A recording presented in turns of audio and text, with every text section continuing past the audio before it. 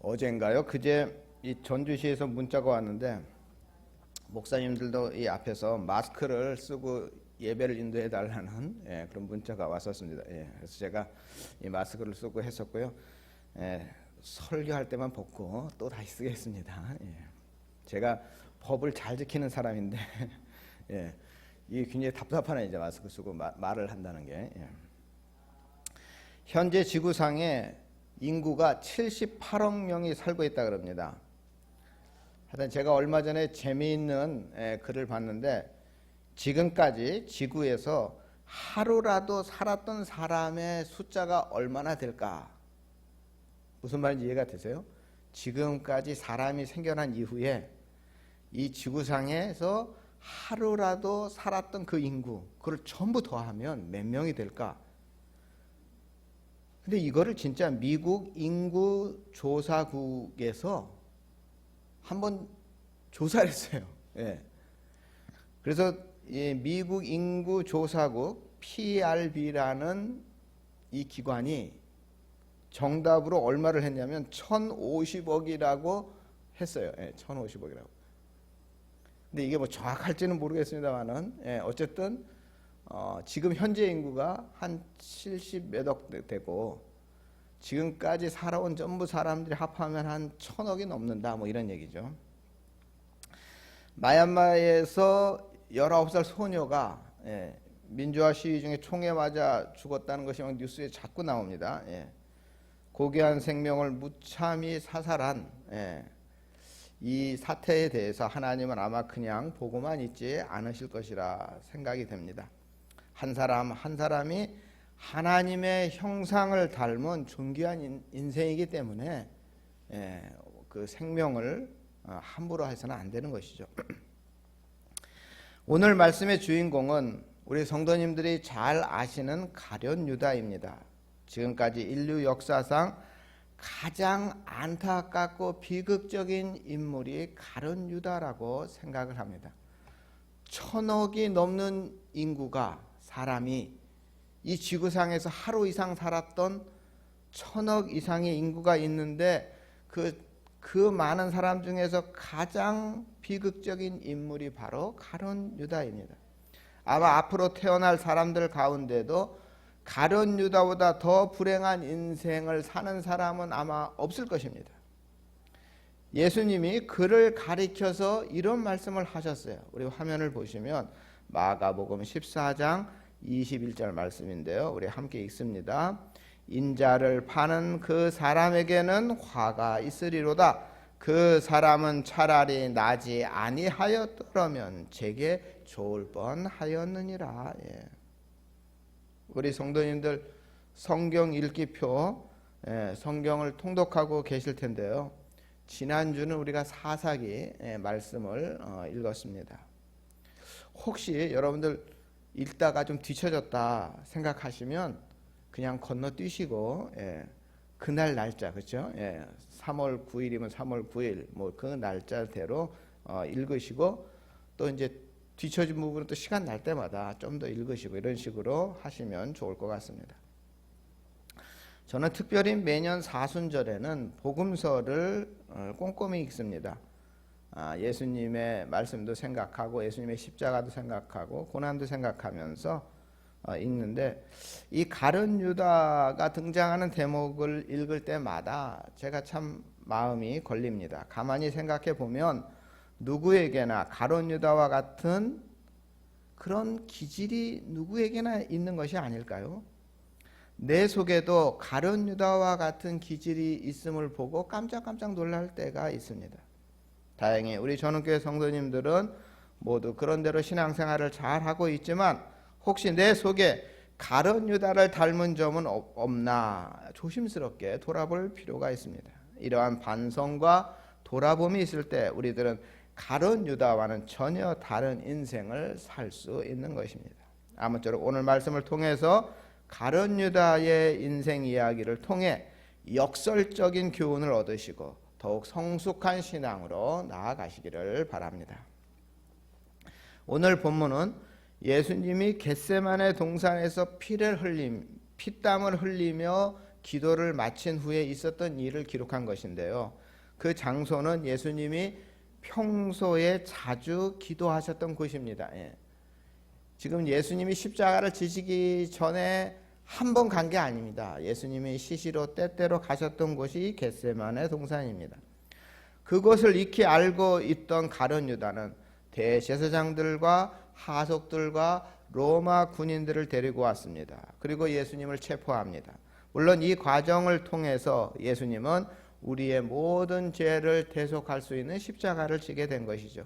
거시적으로 보면 인류 구원의 역사의 한 부분일 뿐입니다. 그러나 가룟 유다의 그 개인의 인생으로 보면 이 순간은 정말 안타깝고 불행한 일입니다.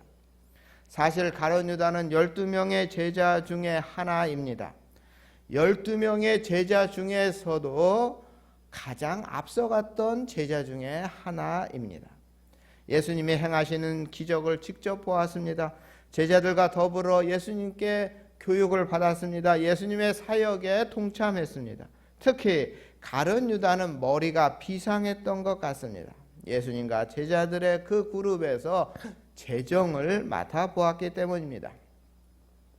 이는 예수님께서 실력도 인정받고 있었고 돈을 맡길 정도로 믿음직했다 하는 것을 알 수가 있습니다. 여러분, 이 회계, 재정을 담당하는 분들은 믿음도 있어야 되지만 실력도 있어야 됩니다. 그러니까 가룟 유다는 이 둘을 다 가지고 있었던 사람입니다. 가룟 유다의 이름을 분석해 보면요, 가룟은 출신지 동네 이름을 말합니다. 그러니까 유다는 가룟이라는 동네에서 태어난 사람입니다. 유다라는 이름의 뜻은 뭐냐면 찬송, 찬양하다 이런 뜻입니다.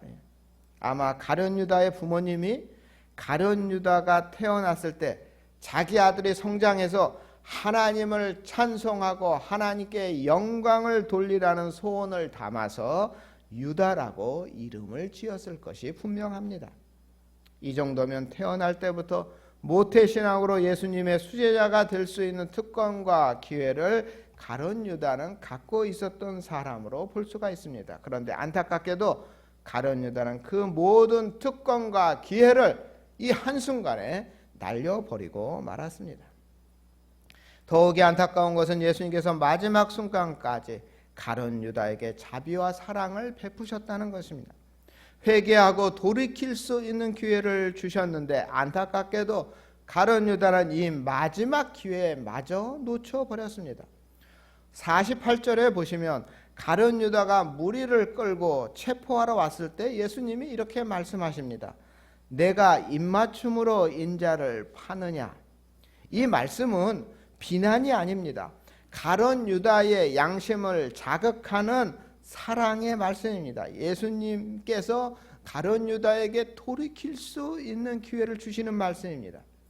마태복음 26장 50절에 보면 예수께서 이르시되 친구여 내가 무엇을 하려고 왔는지 행하라 이렇게 말합니다. 그러니까 마태복음에는 친구여 내가 무엇을 하려고 왔는지 그대로 행하라 이렇게 말했다니까요. 예수님은 가룟 유다가 깨닫기를 바라는 마음에서 친구여 이렇게 불러주신 것입니다. 저 같으면 이 배은망덕한 놈아 뭐하러 왔느냐 이렇게 호통을 쳤을 텐데 예수님은 친구라고 다정하게 불러주셨습니다. 성경을 잘 모르는 사람들은 예수님께서 가룟 유다를 그냥 방치했다고 생각합니다. 왜냐하면 가룟 유다가 예수님을 배반해야 예수님께서 십자가를 질 수 있고 그래야 인류의 구원을 이룰 수 있는 게 아니냐 이렇게 말하는 분도 있습니다. 그러나 그렇지 않습니다. 만일 가룟 유다가 예수님을 배반하지 않았더라도 물론 가정이지만 다른 방법으로 십자가를 지었을 것입니다. 꼭 가룟 유다가 있어야만 십자가를 지어야 했던 것은 아닐 것입니다. 예수님은 최후의 만찬의 자리에서도 가룟 유다를 끝까지 돌이켜 회개하게 하려고 애를 쓰셨습니다. 옆자리에 요한과 더불어 가룟 유다를 가까이에 앉히셨고 일부러 음식을 건네주기도 하셨습니다. 그리고 좌중을 향해 제자들 중에 한 사람이 예수를 팔 것이다, 이렇게 말씀하셨는데, 그것은 가룟 유다에게 속히 돌이키라는 언지를 주신 것이죠. 오늘 본문만 봐도 예수님이 얼마나 자비로운 분인지 확인할 수가 있습니다. 50절 51절에 보면 제자 중 한 사람이 용감하게 칼을 휘둘러 대제사장 종의 오른쪽 귀를 떨어뜨립니다. 제자로서 스승인 예수님을 지키기 위해서 적극적인 정당방위고 당연한 일을 한 것인데, 그러나 예수님은 오히려 베드로를 나무라면서 떨어진 귀를 붙여주십니다. 그 험악한 순간에 예수님의 치유의 역사, 사랑과 은혜의 역사가 그 가룟 유다가 보는 앞에서 일어났습니다. 만일 이때라도 양심의 자극을 받아 가룟 유다가 회개했다면 유다는 그렇게 비극적인 인물이 되지는 않았을 것입니다. 그런데 가룟 유다는 이 마지막 기회에 마저 놓치고 끝내 멸망의 길로 떨어지고 말았습니다. 가룟 유다가 이렇게 된 것은 욕심에 이끌려 마귀의 종이 되었기 때문입니다. 가룟 유다가 예수님을 팔아 넘기고자 받은 돈은 고작 은 30입니다. 그 당시 은 30냥은 남자 노예 가격입니다. 그렇게 큰 돈이라고 할 수 없습니다. 이 대목에서 탐욕이라는 게 얼마나 맹랑하고 얼마나 무서운 것인지 알 수가 있습니다. 어쨌든 가룟 유다는 탐욕의 노예가 되어서 마귀의 노예가 되었고 예수님을 유대 종교 지도자들에게 팔아 넘깁니다. 3년 동안 따라다니던 그 스승을 말입니다. 더욱 기가 막힌 것은 배신의 과정입니다. 미리 돈을 받아놓고 예수님을 넘겨줄 시기를 엿보면서 예수님과 동행하고 있었다는 사실입니다. 그리고 결정적인 순간 최후의 만찬의 자리를 박차고 나가서 군인들과 하속들을 데리고 와서 예수님을 체포한 것입니다. 가장 황당하고 가증스러운 것은 예수님을 몰라보는 로마 군인들을 위해서 암호를 만든 것입니다. 내가 입 맞추는 사람이 예수니까 확실히 체포하라고 미리 짜고 온 것입니다. 마태복음 26장 49절에 보면 그 가증함이 더욱 부각되어 기록되고 있는데, 곧 예수께 나와 랍비여 안녕하시옵니까 하고 입을 맞추니, 입을 맞췄다고 분명히 나옵니다. 입 맞춤은 유대인 풍습으로 신뢰와 사랑의 관계가 있는 사람끼리 나누는 인사입니다. 그러니까 아무나 입 맞춤으로 인사 나누지 않고요, 사랑과 신뢰가 있는 사람하고만 입 맞춤으로 인사를 나눕니다. 저에게 목회적인 영향을 많이 주신 분이 김응철 목사님이란 분하고 김대식 목사님이란 분인데, 김응철 목사님은 이제 돌아가셨고요. 김대식 목사님 아직 살아계신데, 김대식 목사님은 저와 같이 이렇게 내성적인 성격이셨습니다. 말도 별로 없으시고 조용하셨고, 그런데 이분이 우리 후배 목사들에게 강조하는 것은 성도들과의 악수였습니다. 예배를 마치고 돌아가는 성도들과 일일이 악수하라고 가르쳐 주셨습니다. 남녀노소를 불문하고 악수하며 축복하라고 하셨습니다. 평상시에는 악수를 해도 되고 안 해도 되지만 예배를 마치고 돌아가는 성도들에게는 반드시 악수하며 축복하라고 하셨습니다. 목사가 가장 영적으로 고향되어 있을 때가 바로 예배를 마치는 축도를 한 후라고까지 설명해 주시면서 꼭 악수를 해서 이 성도들을 축복하라고 하셨습니다. 요즘 코로나 때문에 제가 성도님들과 악수를 거의 안 하고 있고 먼저 악수를 청하시는 분들과만 하고 있는데요, 빨리 코로나가 물러가서 예배를 드리고 돌아가는 우리 성도님들을 마음껏 악수하며 축복하는 날이 빨리 왔으면 좋겠습니다. 이처럼 인사가 상황에 따라서 달라집니다. 친밀함에 따라서 달라집니다. 친한 사람과 하는 인사가 있고 처음 보는 사람과 하는 인사가 다르죠. 이것은 각 나라마다 다릅니다. 이스라엘에서는 입맞춤으로 하는 인사는 친한 사람들하고만 하는 인사입니다. 가룟 유다는 능청스럽게 반가운 척하며 입맞춤을 하고 선생님 안녕하십니까? 이렇게 제일 친한 사이에서 할 수 있는 인사를 한 것입니다. 이것은 사악하고 고의적인 배신입니다. 일말의 양심, 일말의 신앙이라도 있다면 어떻게 예수님을 팔아 넘길 거면서 이렇게 입맞춤으로 인사할 수 있겠습니까? 이런 죄를 가리켜서 고범죄라고 부르는데, 자기 스스로도 회개하기 어렵고 결코 용서받지 못하는 죄를 고범죄라고 합니다. 다른 제자들도 예수님을 배신했습니다. 베드로는 재판 장소까지 따라갔다가 예수님이 보는 앞에서 예수님을 3번이나 부인했습니다.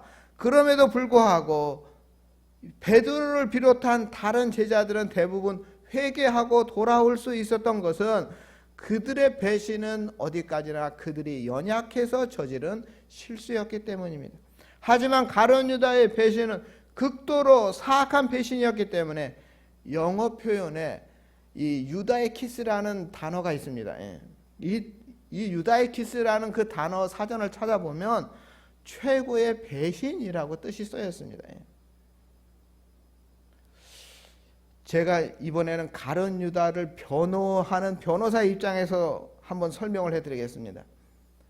어쩌면 가룟 유다는 예수님이 사형에 처해질 것이라고는 생각하지 못했을 수도 있습니다. 왜냐하면 예수님이 아무런 죄를 짓지 않고 있다는 것을 누구보다 잘 알고 있었던 사람이 바로 가룟 유다이기 때문입니다. 그저 대제사장들에게 그냥 훈방 조치나 아니면은 뭐 매나 좀 맞거나 뭐 그러고 내보내 줄 거라고 생각할 수도 있습니다. 그런데 상황이 악화되고 십자가 사형이 확실시 되자 양심의 가책을 느끼게 된 거죠.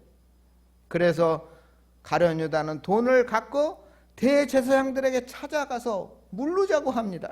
그런데 대제사장들은 거절했고 결국 가룟 유다는 자살을 하죠. 우리 화면을 보시고 마태복음 27장 4절 5절 말씀 우리 함께 읽겠습니다. 가로되 내가 무죄한 피를 팔고 죄를 범하였도다 하니 저희가 가로되 그것이 우리에게 무슨 상관이 있느냐 내가 당하라 하거늘 유다가 은을 성소에 던져놓고 물러가서 스스로 목을 메어 죽은지라. 자살해서 죽은 광경이 얼마나 비참했던지 사도행전 1장에 보면 기록을 하고 있어요. 우리 화면을 보시고 사도행전 1장 18절에서 19절 말씀 우리 함께 있습니다. 이 사람이 불의의 싹스로 밭을 사고 후에 몸이 곤두박질하여 배가 터져 창자가 다 흘러나온지라. 이 일이 예루살렘에 사는 모든 사람에게 알게 되어 본 방언에 그 밭을 이르러 아겔다마라 하니 이는 피밭이라는 뜻이라. 이 가룟 유다가 얼마나 비참하게 죽었는지 기록하고 있어요. 성경은. 가룟 유다는 더 이상 비참해질 수 없을 정도로 처참한 최후를 장식했습니다. 그런데 더욱 비참한 것은 죽음에 끝나는 게 아니지 않습니까? 영원한 지옥의 형벌을 당하게 되었다 하는 것입니다. 너무나 비참한 인생이 아닐 수 없습니다. 가룟 유다는 그토록 많은 기회들을 다 놓치고 말았습니다. 3년가량 하나님의 아들 예수 그리스도를 가까이 하며 직접 예수님의 고귀한 말씀을 들었습니다. 두 눈으로 예수님이 행하는 기적들을 똑똑히 보았습니다. 그런데도 참 믿음과 참 신앙이 생기지 않았으니 얼마나 안타까운 일이겠습니까? 게다가 예수님이 그렇게 여러 차례 정말 회개할 수 있는 기회를 주셨지만 번번이 그 기회를 놓쳐버리고 결국은 망해버리고 말았습니다. 인생을 살면서 기회가 항상 있는 것이 아닙니다. 예수님은 오래 참고 기다려 주십니다. 그러나 그 기회가 영원히 주어지는 것은 아닙니다. 왕년에 잘했던 것을 자랑해도 소용없고 과거에 하지 않은 것을 후회해도 소용없습니다. 미래로 미루는 것도 어리석은 일입니다.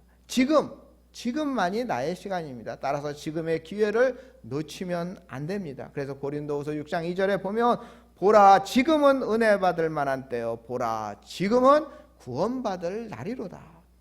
지금 우리들이 예배드리는 이 시간 말씀을 듣는 이 순간을 놓치지 말아야 합니다. 그냥 왔다 갔다 허탕치지 마시고 지금 이 시간 하나님을 꼭 만나야 하는 것입니다. 가룟 유다가 실패한 이유는 세상의 욕망에 사로잡혔기 때문입니다. 가룟 유다는 욕심에 이끌려 예수님을 팔았습니다. 일단 사탄의 유혹인 욕망에 붙잡히면 꼼짝없이 당할 수밖에 없습니다. 우리 4번 요한일서 2장 15절 우리 17절 말씀 우리 함께 읽어보겠습니다. 이 세상이나 세상에 있는 것을 사랑치 말라. 누구든지 세상을 사랑하면 아버지의 사랑이 그 속에 있지 아니하니 이는 세상에 있는 모든 것이 육신의 정욕과 안목의 정욕과 이생의 자랑이니 다 아버지께로 쫓아온 것이 아니요 세상으로 쫓아온 것이라. 이 세상도 그 정욕도 지나가되 오직 하나님의 뜻을 행하는 이는 영원히 거하느니라. 1927년이니까요. 지금으로부터 한 100년 조금 안 되네요. 95년 정도 되네요. 세계 최초로 비행기를 타고 파리에서 뉴욕까지 한 번에 논스톱으로 간 기록을 세운 사람이 있습니다. 그러니까 100년 전이니까요. 이 앞에 이 프로펠러 달린 그런 비행기입니다. 그 비행기로 자그마치 33시간. 지금은 뉴욕에서 파리까지 한 11시간 정도 걸린다 그래요. 근데 그 3배 33시간을 그냥 꼬박 운전해서 뉴욕에서 파리까지 간 거죠. 이 사람이 이제 찰스 린드버그라는 사람인데 이 사람이 최초로 이 대서양을 비행기를 타고 건넌 거예요. 그러니까 세계적인 영웅이 되었죠. 그때 유명한 담배 회사 사장이 이 사람에게 광고를 제의합니다. 그냥 담배 한 개피를 손에 끼고 있던 입에 물고 있던 한 번만 포즈를 취해 달라고 합니다. 그러면서 그 모델비로 5만 불, 한 5천만 원을 주겠다고 합니다. 여러분 5천만 원? 뭐 지금도 큰 돈이지만 100년 전에는 여러분 엄청난 금액이었겠죠. 그런데 이 찰스는 이런 지하에 거절합니다. 나는 크리스찬 세례교인이기 때문에 나는 하지 않겠다고 말하죠. 덕이 되지 않고 많은 사람들에게 나쁜 영향을 주는 일은 할 수 없다. 이렇게 거절합니다. 그런데 이 일이 신문에 대서특필되었고 많은 그리스도인들이 큰 격려와 도전을 받았습니다. 사실 말이 그렇지 이 큰 돈을 거절하기가 얼마나 어려운 일입니까? 그래도 신앙의 절개를 지켰을 때 하나님이 그에게 더 큰 은혜를 부어 주셨습니다. 엄밀하게 말하면 가룟 유다가 멸망한 것은 배신 때문이 아닙니다. 가룟 유다가 끝까지 회개하지 않았기 때문에 망한 것이라고 저는 생각합니다. 죄를 지어서 멸망하는 것이 아닙니다. 그러면 구원받을 자가 하나도 없을 것입니다. 이 세상에 죄가 없는 사람이 어디 있습니까? 죄를 지었어도 회개하면 하나님께서 구원해 주십니다. 가룟 유다는 회개하지 않아서 멸망한 것입니다. 여러분 가룟 유다와 베드로를 비교해 보면 가룟 유다보다 베드로가 더 낫다고 말할 수 없습니다. 단지 뭐 돈을 받지 않았다는 것 빼고는 베드로도 철저한 배신자입니다. 예수님이 보는 앞에서 예수님을 모른다고 3번이나 부인했고 3번째 부인할 때는 욕을 하고 저주를 하면서까지 부인했습니다. 가룟 유다나 베드로나 거기서 거기입니다. 중요한 것은 가룟 유다와 달리 베드로는 회개했다는 사실입니다. 다구름 소리를 듣고 정말 예수님의 말씀이 생각나 통곡합니다. 그 회개한 베드로는 사제의 은총을 체험하였고 위대한 사도로서 거듭나게 되었습니다.